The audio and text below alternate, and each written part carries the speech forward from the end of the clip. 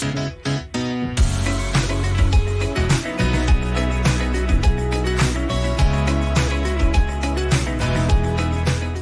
қаласында, Жаңаөзен қаласының әкімдігінің ішкі саясат басқармасының тапсырмасыменен ұлттық құндылықтардың рухани байлығын насихаттау мақсатында отбасым алтын қазынам қалалық форумы өткіземіз.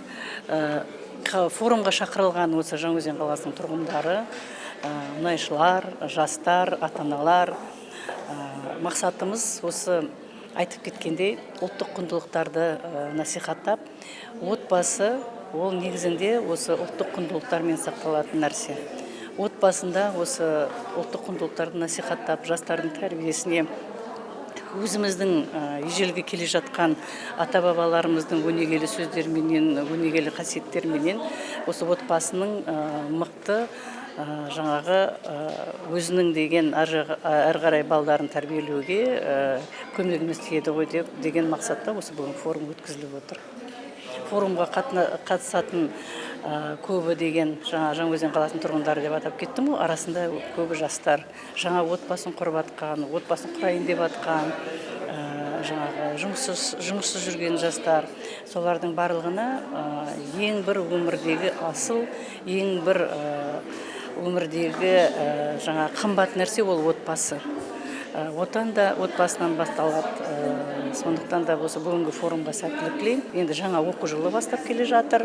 Ата-аналарменен жаңа сөйлесіп, ата-аналарға ескертулер айтып, болашақта осы Жаңаөзен қаласымызда ұлттық құндылықтар әрқашанда әрбір отбасында бір алдында тұрған ту болып қолданса деген ойымыз бар. Бұл тақырып әрқашанда қозғалып келе жатқан, айтылып келе жатқан нәрсе желілерде, телевидениеде, ақпараттық жүйелерде. Бірақ енді осы Жаңаөзен қаласында осындай форум, осындай отбасым алтын қазынам қалалық форум алғашқы рет өтуде. Мақсатымыз енді сол жұмысты жалғастырып, тағы да болашақта әкелер форумы тұр алдымызда. Сосын жаңағы пай-пай қазақтың келіндері дегенде форум тұр, құрақ көрпе деген жаңағы конкурстар тұр. Сондықтан да енді алдымызға қойған мақсаттарымыз өте көп, жұмыстарымыз да көп.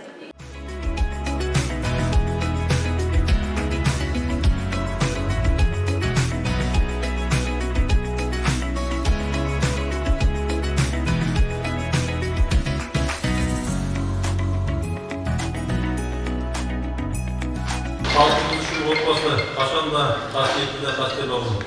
Отбасы құрылуы қай кезеңде де, қай мемлекеттің де саясаттың ең маңызды бөлігі болған. Әрбір отбасының тіршілігі баянды, іргесі берік болса, ол мемлекеттің шаңырағының биік болуынан себепші екені белгілі. Президентіміз өз сөзінде отбасы институтын қолдауымыз керек екен, бұл дәстүрімізді және ұлттық құндылықтарымызды ұрпақтар сабақтасқа сақтау үшін өте маңызды екенін атап өткен болатын. Қазіргі таңда еліміздің институт нығайту көздерін түрлі бағдарламалар жүзеге асырып келеді. Мәселен, мемлекеттің қолдап отырған басым бір саясаты көпбалалы аналарды қолдау, ана мен бала жағдайын қамтамасыз ету. Одан бөлек бала тәрбиесіндегі түрлі үйірмелер қолға алынып жатыр. Ұлттың ұлт болып қалуы, қоғамның ілгері дамуы, мемлекеттік өркендеудің алдымен отбасы тәрбиесіне байланысты. Бұл ретте еліміздің барлық облысында отбасы және әйелдер істері бойынша ұлттық комиссия жұмыс жасайды. Ұлттық комиссияның негізгі мақсаты отбасы саясатты дамыту, ұрпаққа үлгі болу, тәрбие беру. Ұлттық комиссияның үлкен іс-шарасының бірі бүгінгі таңда мерейлі отбасы жобасы.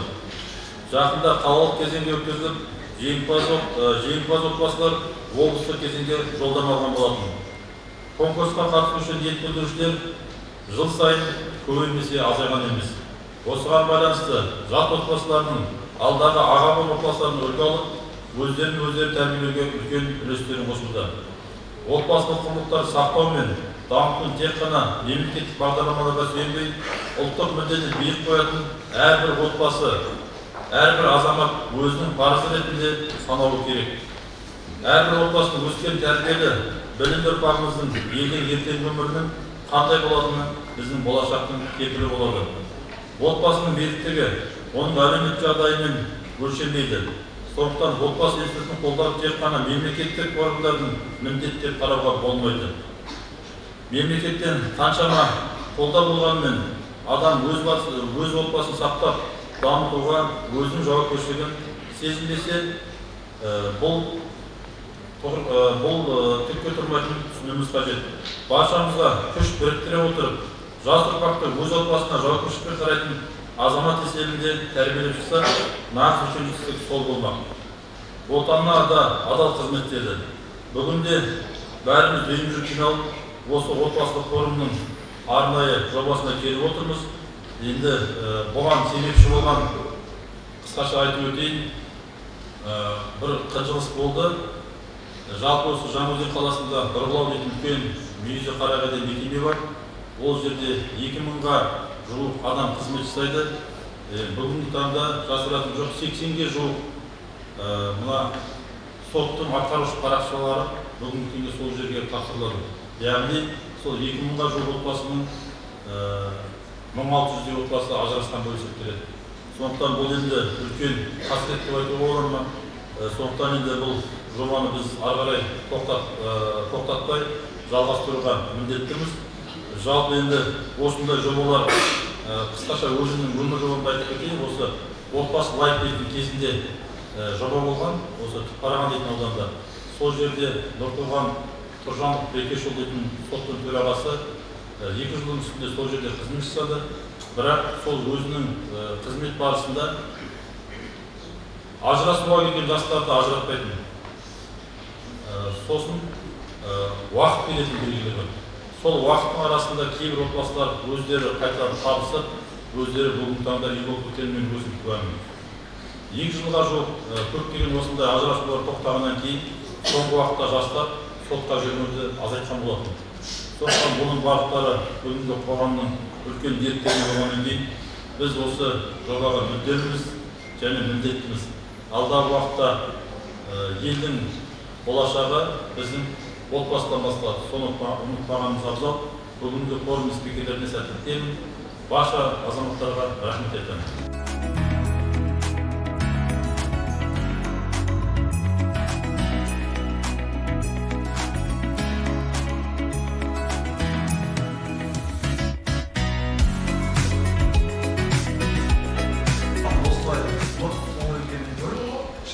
Жаңаөзендіктердің отбасы мәселесіне көңіл бөлетінін, соған ерекше назар аударатынын көріп тұруға болады. Есімім Ержан Мырзабаев, отбасы психологпын. Жалпы отбасы психологиясына мен негізі мектептен келдім. Бірінші мамандығым мен ағылшын тілі мұғалімі. Және мектепте жұмыс істеп жүрген кезде қарай бір мектеп, бір мұғалім, бір тәрбие бағдарламасы, бірақ әр баланың мінез-құлқы, тәрбиесі, жүріс-тұрысы әртүрлі. Таң қаламды, неге бір нәрсені әр бала әртүрлі қабылдайды, неге бірдей қабылдамайды деп. Сөйтіп біздің мектепте бір үрдіс болатын, ата-аналардың үйлеріне бару, балалардың тұратын ортасын көру, танысу. Сөйтіп барған кезде үйдегі ата-аналардың бір-бірімен қарым-қатынасы, ата-ананың баламен қарым-қатынасын көріп отырып, мына бала осы үшін кішкене ашушаң екен. Мына бала осы себептен әрдайым көңілді жүреді екен. Мына бала осы себептен кішкене ынжықтау басып қалған екен деп, мен белгілі бір параллельдер байқай бастадым.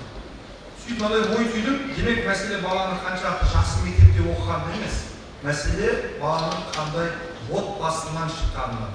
Жалпы тәрбие тұрғысынан қарасақ та, күнделікті көңіл-күй тұрғысынан қарасақ та, отбасыдағы жағымды атмосфера баланың психикасына, ол баланың үлгеріміне тікелей әсер ететінін түсіндім.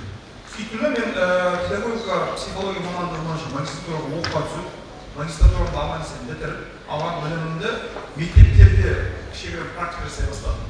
Өзім ол кезде мектеп директорымын. Осында бір достар қозғалған ата-аналар жинаймыз. Ал құрметті ата-аналар, бүгінгі тақырыбымыз мынау. Баланың сапа үлгерімін қалай қолдау керек, үйде баламен қалай сөйлесу керек, көңіл-күйін қалай ұстау керек, кішігірім тақырыптардан бастаймын. Қарасам, ата-аналарда өте үлкен қызығушылық бар, өте үлкен қажеттілік бар.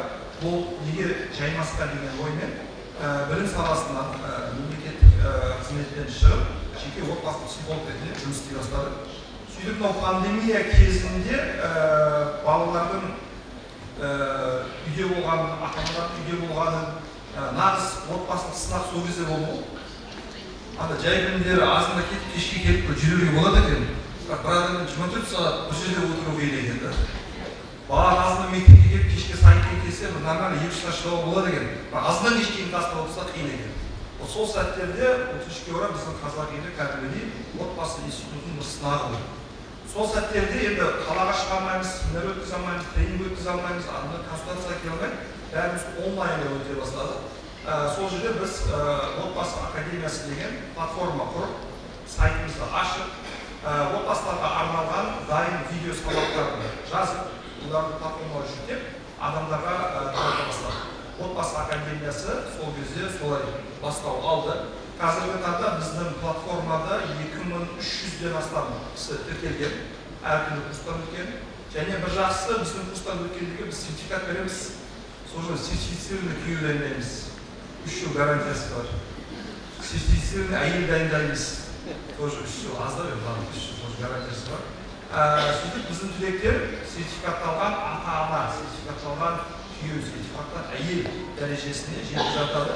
Өйткені қарап тұрсақ, отбасыдағы проблемалар қарапайым дүниелерден шығып жатады, қарапайым дүниеден шығып жатады. Және біз ешқайсымыз өкінішке орай отбасы болуға дайындалған жоқпыз. Мысалға бір бухгалтер болу үшін, экономист болу үшін, мұғалім болу үшін аптасына 40 сағат жұмыс істеу үшін біз 4 жыл оқимыз университетте. 40 сағат жұмыс істейміз. Жалпы аптада 168 сағат бар. Ал 168 сағат ата-ана болу үшін, 168 сағат әке болу үшін, күйеу болу үшін, жар болу үшін оқымаймыз. Бірінші. Қарапайым бір 4 дөңгелекті темір тұлпарды жүргізу үшін кем дегенде 2 ай, 3 ай курсқа баруға міндеттіміз. Ал өмір бойы алып жүретін отбасымызды жүргізу үшін өкінішке орай оқымаймыз. Көп проблемалар осы білімсіздіктен, оқымағандықтан туындайды деп жатады. Сол үшін біздің отбасы академиясының мақсаты сол, адамдарды ақпараттандыру, оқыту, үйрету. Енді принциптерге келетін болсақ, мен көп уақытымызды алмай, есіңізде қалатындай қысқа нұсқа 7 принцип айтып кететін сол қағидатты. Енгізу өте оңай, қабылдау өте оңай, бүгін тұрып барып істей беруге болады. Бірақ отбасылық өміріңіздің сапасын 180 дәрежеге өзгертетін, өте жоғары шығаруға көмектесетін құралдар болып табылады. Бірінші сұрақ барлықтарыңызға ойландыратын, жалпы сапалы отбасылық қарым-қатынас пен сапасыз отбасылық қарым-қатынас арасындағы айырмашылық қандай? Бұны бір қарап-қарайтын өтеміз сапалы дей береміз, ал сапасыз деген не? Сапасыз қарым-қатынас деген ерлі-зайыптылардың бір-бірін сыйламайтын, бір-бірін құрметтемейтін, ата-ана мен бала арасында диалог болмайтын, үйде әрдайым айқай-шу ұрыс болатын, агрессия басым болған, бұл сапасыз қарым-қатынас. Ал сапасыз қарым-қатынасты әрбір сапасыз дүниенің ерекшелігі неде? Ол ертелі-кешке бұзылады. Сапасыз көлік алсам, ертелі-кешке бұзылады. Сапасыз зат алсам, ертелі-кешке бұзылады. Сапалы отбасылық қарым-қатынаста өкінішке орай ертелі-кешке бұзылады. Келесі тақырыпқа ауысып жатырмыз. Мен Жаңаөзенге кіріп бара жатқан кезде нені байқадым? Жер үйлер көп екен, жер үй салатындар көп екен. Жалпы бір жер үй салған кезде ең бірінші неден басталады үйдің салу? Фундаменттен басталады, бірақ сәл ертерек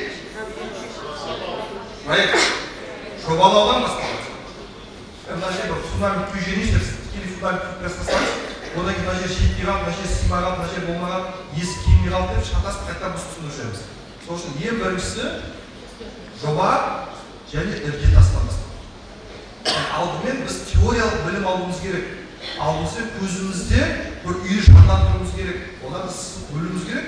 Одан кейін барып іргетасын құрып сала бастаймыз. Бұл жердегі жоба күйеу мен әйелдің әлі қыз-жігіт деңгейінде, арамызда жастар да бар, мүмкін бойдақтар да бар шығар, қыз-жігіт деңгейінде үйленеміз ба, отбасы құрамыз ба, отбасымыз қандай болады? Біз қандай құндылықтар ұстанамыз? Бізде қандай дәстүрлер болады, қандай салттар болады? Қай құндылықты бірінші орынға қоямыз? Ұрысып қалсақ не істейміз? Келіспей қалсақ қалай шешеміз деген сияқты болашақ отбасы өмірінің жобасын құру керек. Одан кейін ол іргетасын құру керек. Іргетасы мықты болған жағдайда үстіне этаж сала беруге болады. Ал үстіндегі этаждар ол біздің балаларымыз. Кейбір отбасыларға қарайсыз, 5-6 баласы бар, бірақ фундамент нашар болғандықтан любой момент бір шайқалып, сәл бір жер сілкініс болса, сәл айқай шу болса, бұзылып кетерсің. Осы мәселе үлкен ғимарат салуда емес, сала береміз. Астыңғы іргетасының мықты болуына назар аудару керек. Осы іргетас 7 нәрседен құралады. Соларға біз қашан тоқталу дейді. Біріншісі сенім. Қазақтарда жас сөз бар, мен ойлап тапқан. Сенім жоқ жерде сезім жоқ дейді. Сіз күйеуіңізге сенбесеңіз, оны жақсы көре алмайсыз. Сіз әйеліңізге сенбесеңіз, оны жақсы көре алмайсыз. Үйде өтірік айту, алдау, арбау болатын болса, мәміле болмайды. Және бұл сенім тек қана ересектердің бір-бірінен сенімі емес, ата-ана мен бала арасындағы да сенім. Кішкентай кезінде мысалы, болды, жылама, кәмпит беремін, кәмпит бермей қойыңыз.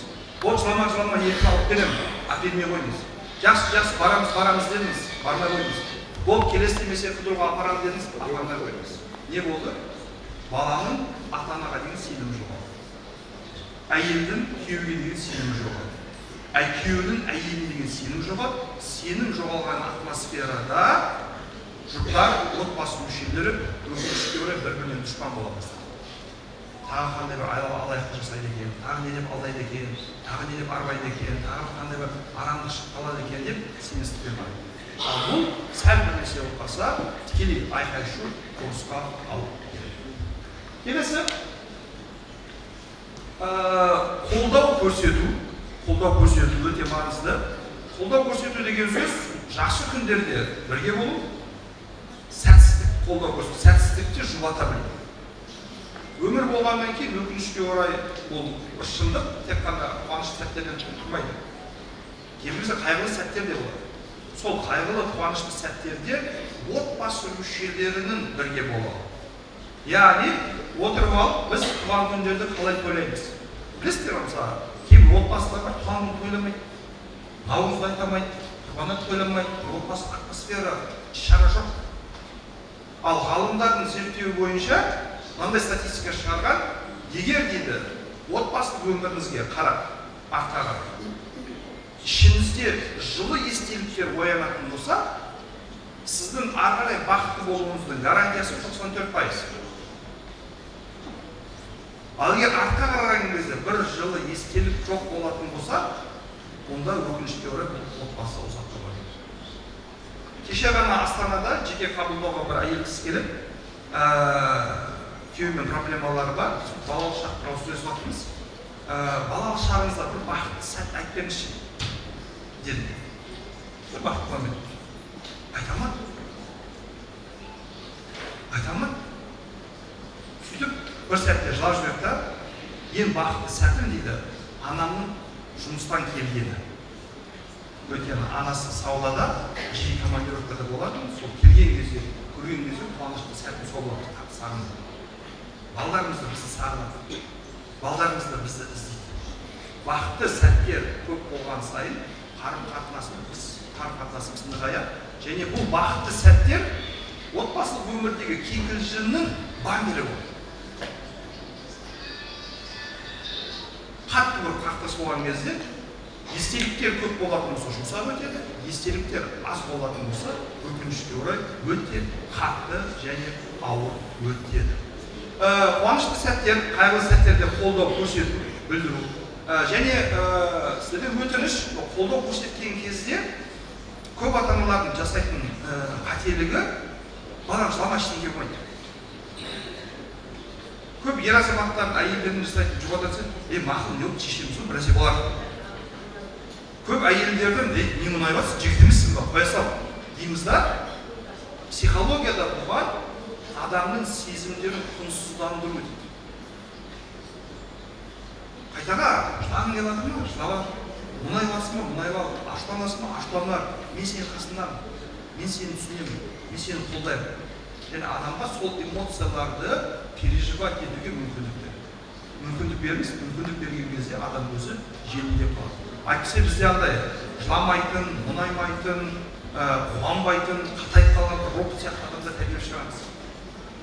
Өз қайғысына жанаша алмаған адам басқаның қайғысына жанаша алмайды. Сол үшін біз белгілі бір уақыттарда қолдау көрсете отырып, сол эмоцияларды шығаруға мүмкіндік берейік.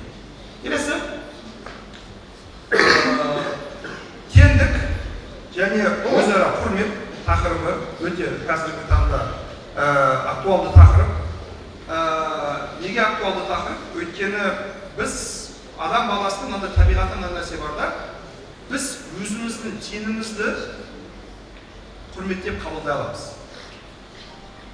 Қазақтар не дейді? Тен тенімен, тезек қабымен деп айтамыз. Сол үшін жұрттардың сапалы қарым-қатынас құра алу үшін бір-бірін серіктес ретінде көру өте маңызды. Партнер ретінде көру маңызды. Біздің ортақ жобамыз бар. Үй салатымыз, отбасы деген, балалар деген. Сол жобаның, сол бизнестің екі бірдей партнері сен мен. Маған ұнамайтын, қаламайтын нәрселерді мен еркін түрде саған айта алуым керек. Саған ұнамайтын, сен қаламайтын нәрселерді сен еркін түрде маған айта бересің. Сол тепе-теңдік баланс сақталған кезде күйеу мен әйел арасында сыр болмайды. Күйеу мен әйел арасында қорқу болмайды. Балалардың да ата-анасын бір-бірін теңде сыйлап құрметтеп жүргенін көрген кезде оларға деген ерекше сыйластық, ерекше құрмет пайда болады. Сондықтан өзіңіздің жұбыңызды, жұбайыңызды төменсітпей, өзіңіздің теңіз, жар, жолдас, жұбай деген сөздердің барлығы қарасаңыз, жұп деген сөздер, жар деген сөздер, бір бүтіннің екі бөлігі деген сөздер келіп жатыр. Сол нәрсеге назар аударыңыз. Так, келесі.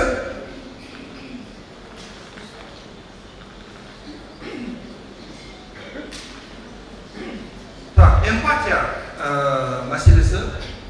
Эмпатия дегеніміз өзімізді басқаның орнына қойып көру. Кеше алдымен Ақтауға түстім. Ақтауда бір жұппен жеке қабылдау өткіздім. Алдын ала тіркеп хабарласпай. Сөйтіп қарай, күйеуі әйелдің эмоцияларын түсінбейді екен. Мұнайып, бір нәрсе, бір ренжіп, бір нәрсе аштанса, ана жақсы. Бол, айт болма, кетерейші. Адайын жектерсін да. Менталитетке байланысты нәрсе болуы мүмкін. Бірақ, өкінішке орай, сіз эмпатия көрсетпеген кезде информация жай ішін естіген боласыз. Көліктегі радио бар ғой, бірінші ойнап жатыр, не ойнап жатыр, не айтып жатыр. Жоқ та, үйде әйел жай бір радио сияқты ойнап тұрмау керек. Эмпат не деп жатыр, не айтқысы келіп жатыр. Мысалға маған ер азаматтар келеді, әйелмен ұрысып, не болды, білмеймін, бір нәрсе мыжындай береді. Уже әйелдің сөзіне мыжын деген этикетканы жабыстырдың ба, ешқашан сөйлейсің. Тыңдасың? Сөйтіп мен кәдімгідей бір-бірін тыңдауды үйретемін. Рингтегі судьялар бар ғой, раунд бір файт алда бастамай, тоқта, енді сен тыңда. Мына сөзді қайраш, не айтқысы келді, енді сен мына сөзге не айтқысы келді деген бір-бірін түсінуді үйретеміз. Бұл негізі былай, өкінішті жағдай. Адамда сол үшін психологқа барып жүр. Сөйтеді эмпатия, өзімізді басқаның орнына қойып көре алу. Мысалға, отбасыдағы эмпатия не үшін маңызды? Сіз әр ситуацияға әртүрлі қарауыңыз мүмкін, екеуіңіз. Бірақ неге ол өкпелеп жатыр, неге ол ренжіп жатыр? Болмайтын нәрсеге ренжіп жатыр дедік қой. Бірақ мен үшін ол болмайтын болғанымен, ол үшін ол демек маңызды бір нәрсе. Неге сен үшін ол маңызды деп бір ауыз сөз сұрайтын болсақ, бұны түсінуге тырысатын болсақ, онда біз қақтығыспай, келіспей, ұрыспай, бір балаларда бір-бірімізді ести алатын боламыз. Сол үшін жиі бір-бірімізге эмпатия көрсету. Ата-ана балаға эмпатия көрсете алу керек. Күйеу ерлі зайыпты бір-біріне эмпатия көрсете білу керек. Бауырлар бір-біріне қарым-қатынаста эмпатия көрсете білу керек. Тек қана менікі тұрғысынан емес. Сен не сезініп жатсың, сен не ойлап жатсың? Мен орнында болсам қалай болар еді? Сол қарапайым салыстырумен көп нәрсені шешуге болады. Бесіншісі, бірге сапалы уақыт өткізу. Пандемияда біз ешкім көп бірге уақыт өткізіп қойдық па, білмеймін әйтеуір. Бірақ бір үлкен сылтау жұмыс бастау, бітпейтін жұмыс. Екінші сылтау бітпейтін қонақ. Әсіресе баста құлақ дейді адамдар. Менде не бар? Жаңаөзеннен Ақтаудағы подписчиктер бар, жеке консультация өткен клиенттер бар. Мен білем примерно отбасыларымызда не болып жатқандарын. Бізде қонақ бітпейді. былай қараса аптаның 5 күні жұмыс, бала шаға уақыт жоқ, 2 күні қонақ, опять бала шаға уақыт жоқ. Ал сапалы уақыт өткізбейтін болсақ, бір-бірімізді көрмейтін болсақ, қазақтар не деген оған? Көзден кеткен, көңілден кетеді дейді. Сен бір жерге уақыт өткізбесең, сөйлеспесең, тыңдамасаң, бақыламасаң, онда бір-бірімізге көңіліміз өсіп. Сол үшін бұны біз қазіргі жұмыстың көптігінен, уақыттың тығыздығына байланысты жоспарлау керек. Кәдімгідей телефонға, календарьға напоминание қойып қою керек. Менде бейсенбі кешке әйеліммен свидание. Бізде жексенбі күні отбасылық күн. Мына күні қызымның туған күні, оны құттықтау үшін мына жерге барамыз. Мына жерде мынандай шара болады, соған бірге концертке қатысамыз. Деген сияқты календарьға жазып, екі жақ келісіп бір-бірімен уақыт өткізу. Және адам баласындай жалғыз өзі өмір сүре алмайды. Біз сырттағы адамдармен көп араласа бастаймыз. Жора жолдастармен көп араласа бастаймыз. Бірақ айналып келген кезде жататын жердің отбасы. Айналып келген кезде ертең сені асырайтын бала шаға. Айналып келген кезде тұратын осы күйеу. И өз жақынымен тіл табыса алмаған, уақыт өткізе алмаған, сапалы уақыт өткізе алмаған адамдардың өкінішке орай депрессияға жиі ұшырайды, өзін жиі жалғыз. Сыртта мыңдаған досы болғанға қарамастан. Және сапалы уақыттың тағы бір маңызды нюансын айтып кетейін, құрметті ата-аналар. Телефон. Телефон. Бұны дұрыс қолданасаңыз керемет құрал, дұрыс қолданамасаңыз бұл адам жауы, журналистикасында адам жауы. Бір тәуелділік бар, бір қолынан түсіп қалса, бір звонок пропуска етіп жіберсем, бір аудио сообщение тыңдамай қалсам, бір туысқандар группасында чатында бір сөзді оқымай қалсам, бір өмірден алып қоятын сияқты. Шегетпейді. Ол бұрын біздің кезімізде үйде жалғыз телефон бар, шырылдаған кезде жарысып жүретінбіз, ойбай кім екенін білмесең, сол өткізіп қоясыз ғой. Қазір құдайға шүкір бар ғой, пропущенный звонок деген бар ғой. 10 минуттан кейін звондасаңыз, я минут хабарласқан дедім. Алға, вот жасыма слышал. Сообщениялар минут сайын оқымай, жинап-жинап 2 сағатта бір оқысаң, жинап-жинап жарты күнде бір оқысаң, соның өзі жетті. Жұмыстан тыс мәселелер. Ал не дейді? Сол мамамыз келеді, TikToktан шықпайды, папамыз келеді, WhatsAppтан шықпайды, балаша YouTube'тан шықпайды. Әркім бір әлемде, бірақ бір-бірімізбен мәміле жоқ. Одан кейін не дейді? Мен қалай мен 6-та келіп 9-ға дейін күндік үйде отырам ғой дейді. Күндік үйде отырғанда не пайда? Мен оларды аптасына қыдыруға апарам ғой дейді. Қыдыруға апарғанда не пайда? Егер ол жерде уақыт сапалы өтпейтін болса, бір-бірімізге қарамайтын болса, тыңдамайтын болса. Менде бір клиент болған, маған келеді, мен әйеліммен ажырасқым деп жатыр. Не болды десем, қызық емес болып кетті, сөйлесе алмаймыз. Бірге уақыт өткізесіздер ме? Я уақыт өткіземіз. Мен кафеге апарамын, киноға апарамын, қыдырамын. Жақсы деймін. Не істейсіңдер сол кезде? Сол отырамыз. Тамақ жеп, жеп болдым ба, жеп болдым. Ұнады ма, ұнады. Үйге барамыз ба, үйге барайық. Арасында балдар сөйлесіп қоямыз. Ең қымбат ресторанға барып тамақ жеп. Сөйтіп мен ол бишараларға жағдайда біз енді бишараларға не істедім? Өзім күйеу мен әйелдің бір-бірімен сөйлесуге болатын 60 тақырып дайындап бердім. Кәдімгідей дайындап, сызып, электронды вариантын жібердім. Мынаны алып қолдан. Егер 2 аптаның ішінде ойын өзгермесе ажырасады. Точно ма дейді? Я точно. Алды, кетті. Бір аптадан кейін маған хабарласады.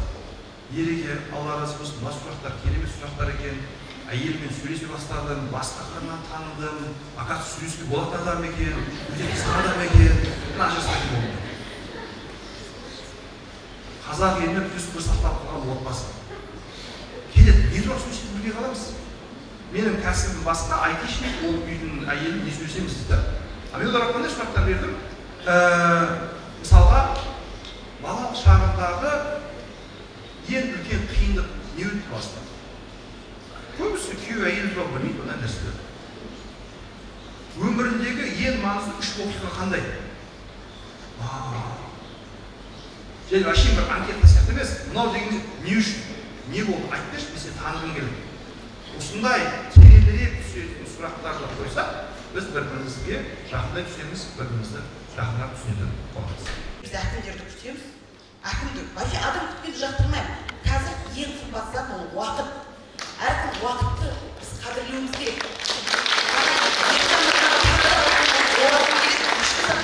Сапалы уақытта, сапалы, мен сапасыз той садақаға бармаймын.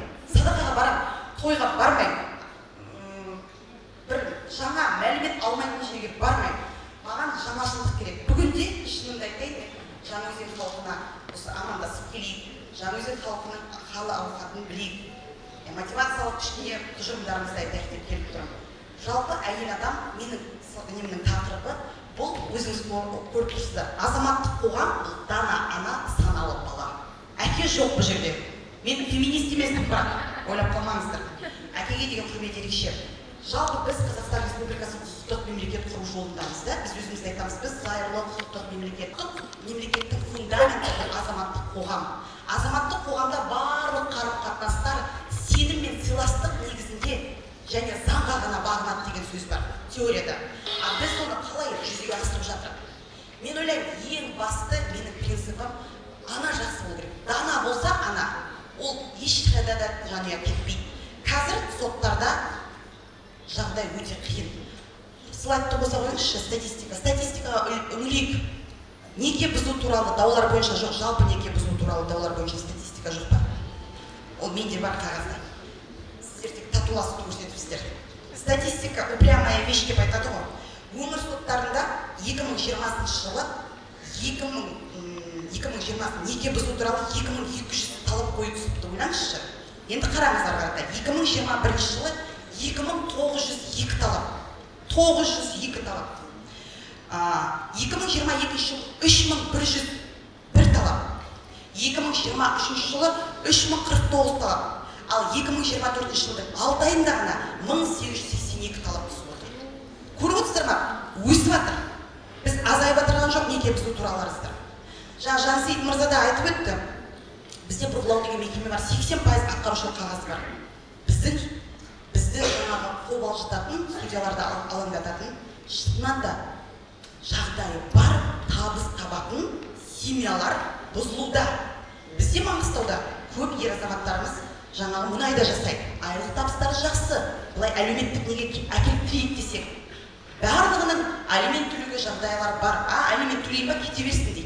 Содан кейін адамды алаңдататын жағдай 5-6 баласы бар отбасылар құрып жатыр. Ең бірінші қазақта әдемі сөз бар ғой. Жатыры жақсы екен мына баланың дейді, жатқан жері жақсы екен дейді. Жатыры жақсыдан түгілме деген сөз бар. Оның барлығы біздің аналарымыздың кезінде дана болғанын, дана анадан, сауатты анадан саналы бала туатындығын көрсетіп отыр. Сондықтан тағы да қайталап айтамын, мен жалпы сот саласында қазір бізде 55% әйел адам екен. Мен ашық күресіп жүрген адамдардың бірімін. Судьялыққа әйелдер келмесін деп. Представьте, өзім судья әйелмін, бірақ мен айтамын, судьялыққа әйел. Сот саласында қазір екі проблема бар деп айтып жүрмін. Біреуі әйел слишком көп, потому что әйелдер эмоциональный, ол эмоцияға беріліп кетеді әйелдер шешкен кезде. Екіншісі біздің қазақ тілінің жоқтығы, сот тілінде, мемлекеттік тілінің жоқтығы. Ал Міржатып Дулатов айтқан, өз тілінде сөйлемейтін сот емес сор дейді. Сондықтан мен тіл ішінде көрісіп жүрген адамдардың бірімін, онда ашық айталамын. Мен үлкен мінбелерді. Орысша семинарлардың барлығы өткен кезде мемлекеттік тіл туралы айтамын. Неге ана тілі деп аталады? Ананың тілі. Ананың ол ақ омырауының сүтімен келетін тіл.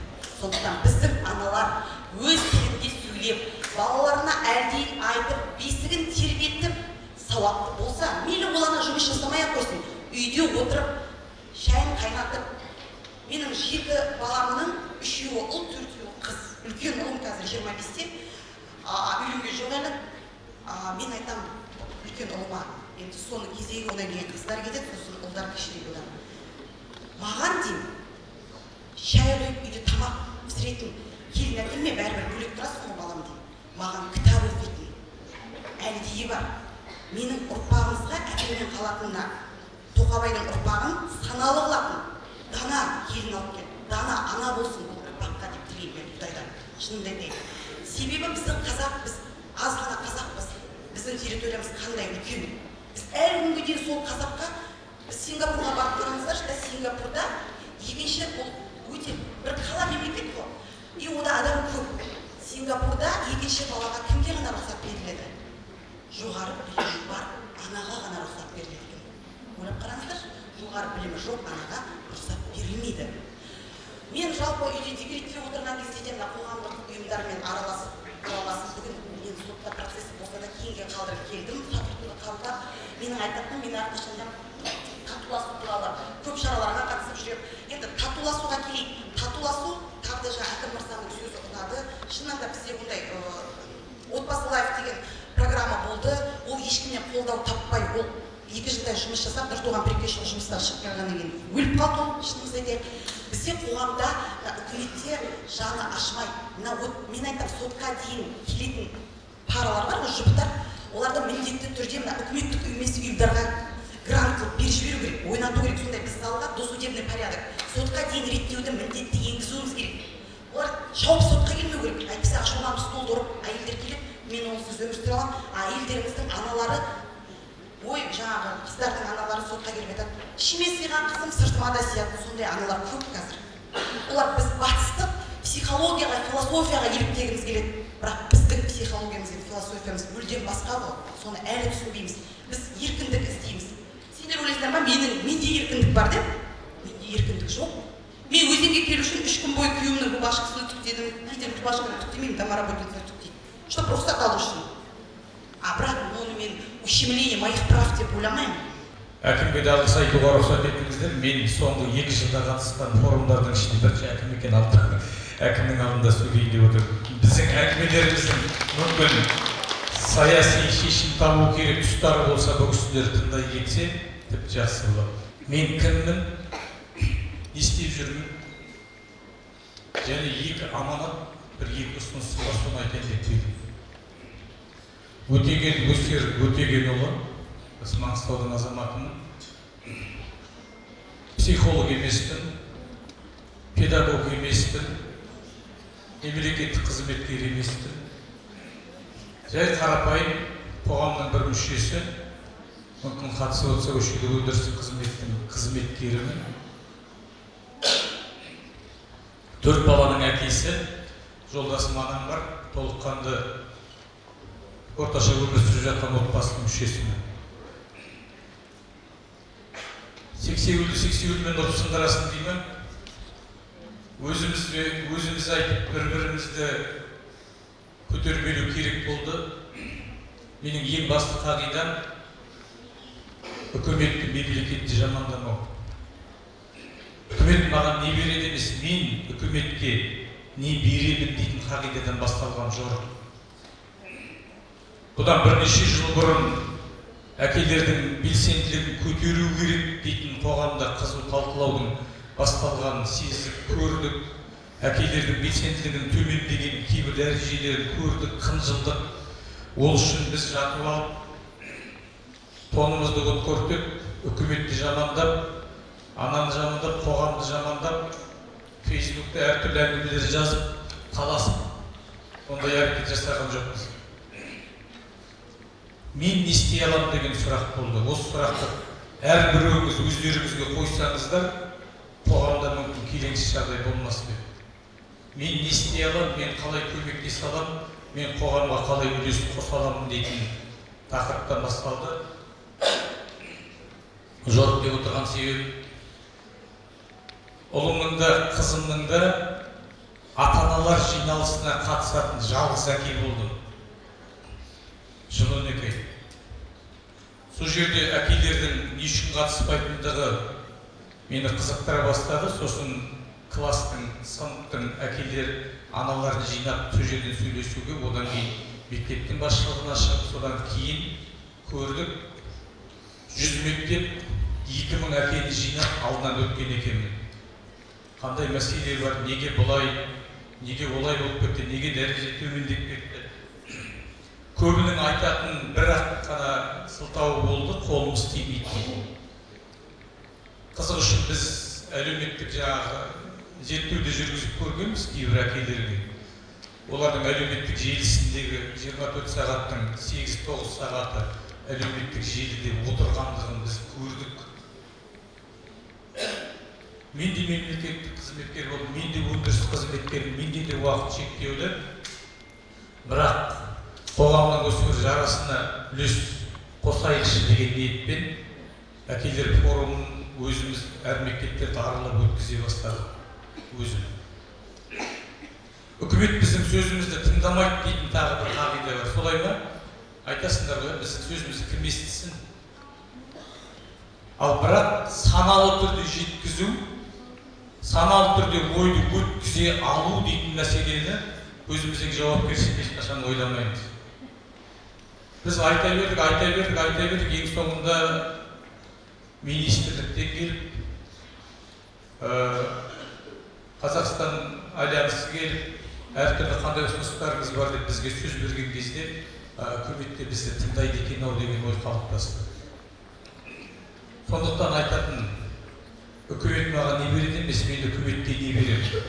Және айтатындарыңызды саналы, салиқалы, әдемі ортада сөйлеп жеткізе білуге тырыссаңыздар, әкімнен бастап барлығы тыңдайды, естиді, келіссөзге келеді, шешім қабылдауға тырысады. Мені қынжылтатыны, әлеуметтік салаға бөлініп жатқан қазір ақша өте көп, және оның ең көп мөлшері әкелердің белсенділігін арттыруға ұйымдастырылатын шараларға жұмсалып жатыр да. Неге онсыз-ақ әрбір әке елін көтеріп қоғам үшін қызмет етуге шықпасқа? Неге ол үшін үкімет ақша бөлу керек әкенің белсенділігін арттыру үшін? Неге әрбір ер азамат осы жауапкершілікті сезіне алмайды? Мен осы жағынан қынжылтады. Бір аңыз әңгіме бар, бұл жаңа ақсақалдан келіп, бір жас келіп сұрайды екен, мен кеше балалы болып едім, тәрбиесін қашан бастағаным дұрыс деп. Сен бір жылға кеш қалып қойған екенсің, сен оның шешесін таңдаған кезде бастауың керек еді. Ұлдың текті болуы, мейірімді болуы, білімді болуы, тәрбиелі болуы, оның анасына байланысты дейді үлкендер. Ал анасының қандай болмағы сенің оған қандай ниетпен үйленгеніңе байланысты. Жартаңдайтындар үшін. Көшеде жүріп, тұмарыңды қандық үшін қосыла салдың ба?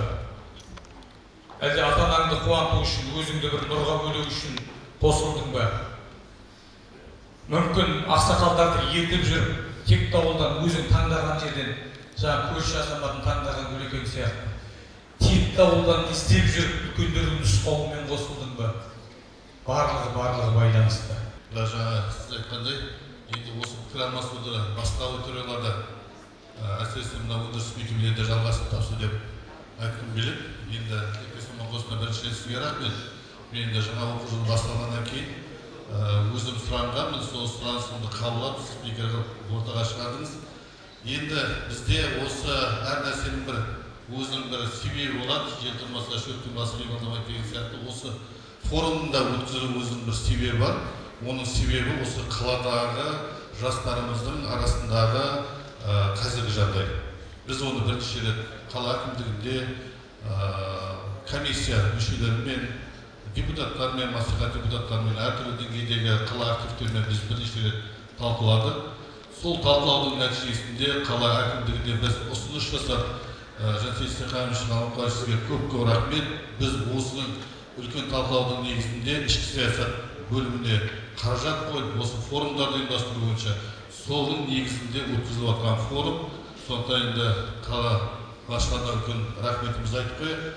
Енді бізде жалпы енді оқу жылының басында кездескеннен кейін барлықтарыңызда балаларыңыз бар. Жаңа оқу жылдарының басталуымен шын жүректен құттықтаймын. Шығармашылық табыс тілеймін. Бұның аржағында Конституция күні келе жатыр, ата заңымыздың қабылданған күні. Барлықтарыңызды осы айтулы мерекелермен шын жүректен құттықтаймын. Енді құрметті әріптестер, бізде ауруын жасырған өлеттегенше бізде енді қазір слайдты көрсетем. Қазіргі жағдай біз жасыратын ештеңе жоқ. Қазір барды бар, жоқты жоқ деп біз басымызды ашып алып, ары қарай жоспарымызды қойып, мақсат міндеттерімізді қойып, осы сіз болып, біз болып, осыны қалай жақсарту жолында біз ақылдасайық деген осындай алаңға келіп отырмыз. Біз айтамыз кетпей, осында менің өзімнің әріптестерім бар. Осы бұл дәстүрді ары қарай кішкентай болса да өзіміздің білім беру ұйымдарында бұған дейін де бір-екі рет өткіздік. Ерекең мырза өткенде көктем айында, өткенде сәуір айында келді осы қалаға. Ажар сарайында үлкен осындай ата-аналар форумы өтті. Соның бастауымен біз осындай екінші рет форум өткізіп отырмыз. Алдағы қыркүйек айында да осындай ата-аналар форумын әр мектеп бойынша өткізу жоспарымызда бар.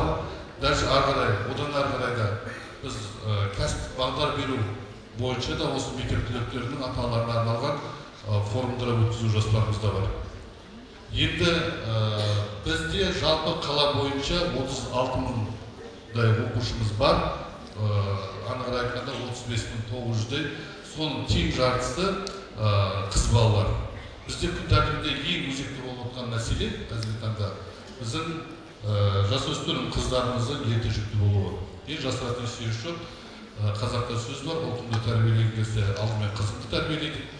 Сондықтан бұл қазірден бастап дабыл қақпаса, осы мәселе ары қарай өршеңдеп тұрған сияқты. Біз қазір слайдта да қойшы керек. Соңғы қазір біз осы ерте жүктілік мәселесін, сосын жасөспірімдер арасында суицид мәселесін, осы екі үлкен мәселені біз жан-жақты талқылаған болатынбыз. Жаңа айтқан сөздің басында айтқан, біз қала әкімдігінде де үлкен комиссия, әртүрлі комиссияда біз талқыладық. Сондықтан енді мынау қазіргі біздің оқушыларымыздың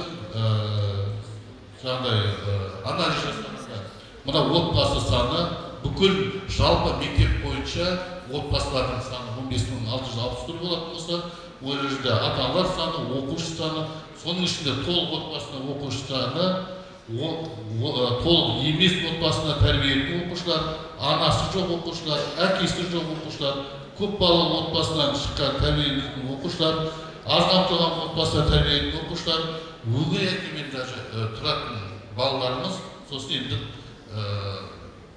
тұлдыр жетім балаларымыз бойынша. Енді қазіргі таңда бізде қамқоршылық отдел опеки деген бар, біздің бөлімде арасында қазіргі таңда 78 баламыз бар. 78 баланы біздің отделдегі, сол опеки бөліміндегі 2 маман барлық уақытта үнемі бақылауда болады. Айма-ай ол отбасыларға бар ақы жасайды, қандай жағдайда тұрып жатыр, не болып жатыр, үкіметтер беріп жатқан, мемлекеттік тарапынан беріп жатқан әртүрлі әлеуметтік көмектер өзінің мақсатты жұмсалып жатыр ма деген сияқты, оны біз білім бөлімі бар. Ол жерде балалар оқитын мектептер бар, оның барлығын анализ жасап отырмыз. Келесі слайдты көретін болсақ, мынау енді Қазақстан Республикасы оқу министрлігінің жалпы 2023 жылы қыркүйек айында өткенде біртұтас тәрбие бағдарламасы бекітілді. Сол бағдарламаның аясында бізде қалалық тұрғындарда үлкен тәрбие жоспары жасақталды. Сол тәрбие жұмысының ішінде бөлек өзіміз осы ерте жүктілік жастардың арасында суицид мәселесі өршуіне байланысты біз осы өзіміздің әріптестерімізбен ақылдаса отыра біз осындай жұмыстарды, мынау енді атқарылған жұмыстар, бұдан кейінгі неде осы арнайы жоспарларымыз бар. Мынау енді атқарылған жұмыстар келесі нені көрсетіңіздер. Енді слайдта көріп отқанымыздай, мысалы бұл 2022 жылы біздің емханаларға ерте жүкті болып тіркелген жасөспірім қыздардың саны.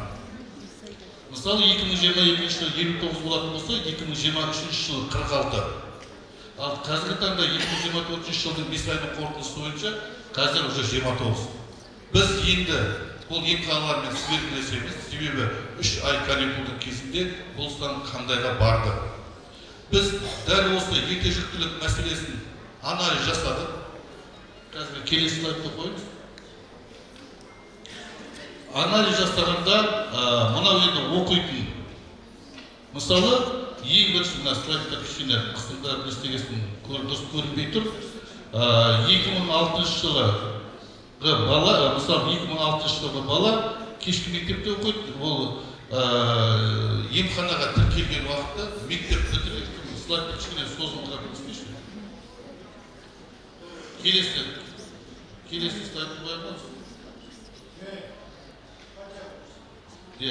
Енді біз емханалармен свет жасағанда, жалпы айтқанда, қысқаша айтқанда, қыз балаларымыздың әсіресе осы 3 ай каникулдың кезінде, ерте жүктері болатыны анықталып отыр. Себебі емханалармен анализ жасағанда, ол емханаға қашан тіркелді, оның босанатын уақыты, немесе босанған уақыты, ол естественно жаңа айтқан ерте жүкті болған уақыт шығып келеді. Мысалы, ол бала 9 сыныпта, әсіресе бізде 9 сыныпта бітірген балаларымыз, қыз балаларымыз. 9 сыныпты бітіреді дағы, ол құжатта, негізгі орта білім аттестатында құжатты алады, мен ересек болдым, немесе колледжге кетеді, мектепті бітірдім дейді, ол жаңа айтқан қараусыз қалады. Енді бізде қазақ десе өзімізге тек сол ерте жүкті болып қалады. Біздің қыз балаларымыз оны екі жақ болып, жүкті қылған жақта, жүкті қыз балалардың ата-анасы да өзара келісіп ол баланы амал жоқ келін қылып алады қайткенде де. Ол келін қылып алған жағдайда да ол қалалық ішкі істер басқармасына тіркеледі. Ол екі жақ құда мен құдаға былай қазақша айтқанда келіскен жағдайда ол іс қысқарады.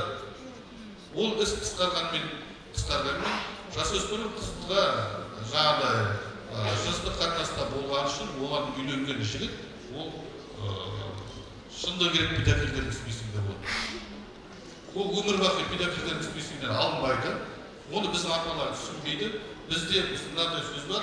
Бізде бала ерте үйленсе, немерелеріміз ертесе, бала ертесе жақсы болады. Бізде кезінде сондай 16 жаста, 17 жаста тұрмыс құрғанбыз деген сияқты сондай бір түсінік қалыптасқан. Енді біз қазір ата-аналармен жиналыстарды өткізіп отырмыз.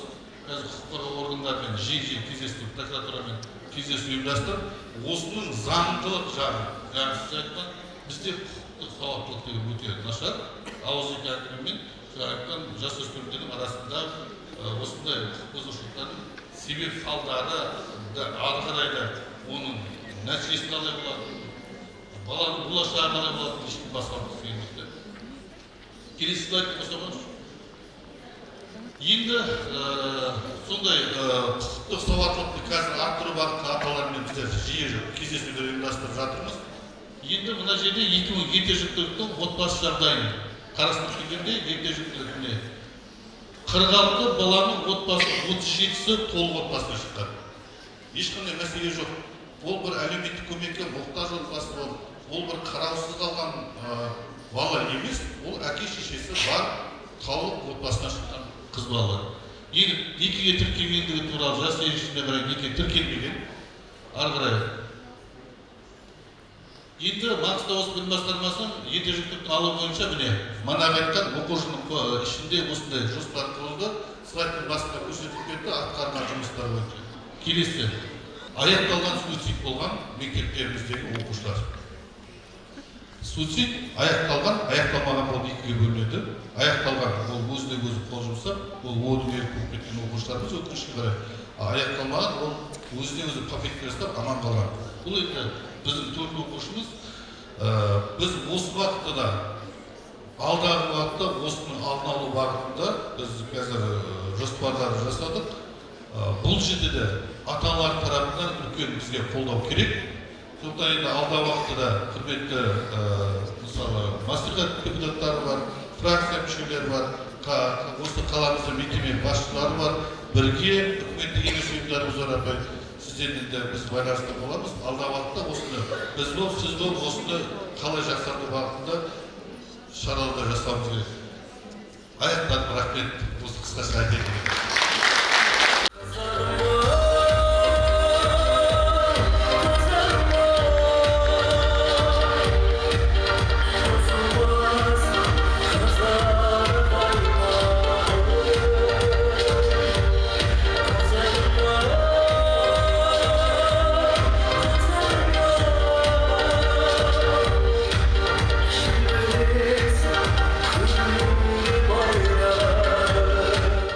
Қазақстан Республикасында белгіленген заңға сәйкес отбасылық тұрмыстық саладағы профилактикалық іс-шаралар жүргізіліп жатыр. Іс-шара барысында қазіргі таңда қала аумағында 260-тан аса қорғау нұсқамасы қойылды. Сонымен қатар 59 ерекше талап есебіне алынды. Президентіміздің қол қойған заңына сәйкес қазіргі таңда қылмыстық кодекстің 108-де 1, 109-да 1 баптарына сәйкес 40 қылмыстық іс тіркеліп, сотқа дейінгі тергеу амалдары жүргізілуде. Ер азаматтар басында бір қарсылықпен қабылдамады десек те болады. Бірақ ер азаматтарға қабылдатқан әйелдер. Өйткені ер азаматтың бір несі психологиялық ерекшелігі, әйелдер әсіресе отбасылық проблемаларды алдын ала сезеді. Былай кете берсе, былай болады деген сияқты. Ал ер азаматтар пока басына түспегенше проблеманы проблема ретінде қарамайды. Сондықтан көп ер азаматтар уже ажырасу үстінде, әйелім кетіп қалды, баласыз қалдым, жалғыз қалдым, не болып жатыр, қолға алу керек, не істейміз, қайда бару керек деп, сол кезде әйел ана психологқа барасың, мына курсты оқисың, мына кітапты тыңдайсың деген кезде ер азаматтар жауапкершілік қабылдап, отбасы үшін жақсы трансформациялық өзгерістерге бет бұрып жатыр. Сол үшін ер азаматтарда да өзгеріс бар. Қазір уақыт өткен сайын жалпы бұл мәселеге көңіл бөліп жатқан адамдар көбейіп бара жатыр.